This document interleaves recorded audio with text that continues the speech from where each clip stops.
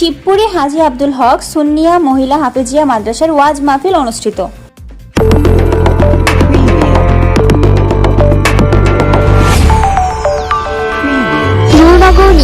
সময়ের সাথে সত্যের পথে। ব্রাহ্মণবাড়িয়ার নবীনগর উপজেলার শিবপুর পূর্বপাড়া হাজী আব্দুল হক সুন্নিয়া ও নুরানি ও হাফেজিয়া মহিলা মাদ্রাসা ও এতিমখানা সম্পূর্ণ ব্যতিক্রমধর্মী আরবি ও ইংরেজি সমন্বয়ের দিন শিক্ষা প্রতিষ্ঠানটির উদ্যোগে দ্বিতীয় বার্ষিক ওয়াজ মাহফিল অনুষ্ঠিত হয়েছে।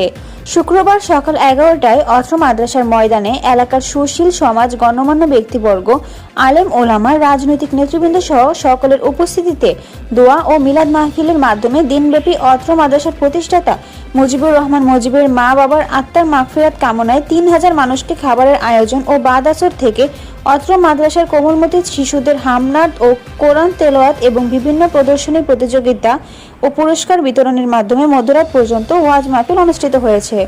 উক্ত শুভ উদ্বোধনী অনুষ্ঠানে মাছিহাতার দরবার শরীফের পীরে কালেম হযরত মাওলানা সৈয়দ ফখরুল ইসলাম সিদ্দিকী পীর সাহেবের সভাপতিত্বে এতে প্রধান বক্তার আত্মশুদ্ধিমূলক বয়ান পেশ করেন বিশিষ্ট ইসলামী চিন্তাবিদ পীরজাদা অধ্যক্ষ মুফতি এনামুল হক কুতুবী।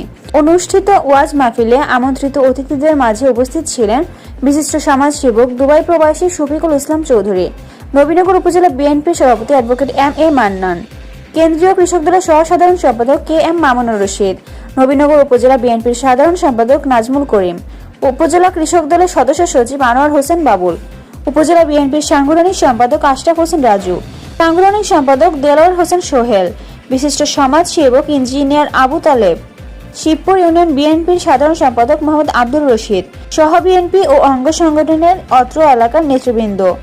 ওয়াজ মাহফিলে আত্মশুদ্ধিমূলক বয়ান পেশ করেন দেশ বরেণ্য অনেক আলেম ওলামায়ে কেরামগণ। অনুষ্ঠিত ওয়াজ মাহফিলের সার্বিক তত্ত্বাবধানে ছিলেন তিশা এন্টারপ্রাইজের স্বত্বাধিকারী মোহাম্মদ মুজিবুর রহমান ও তার পরিবারবর্গ।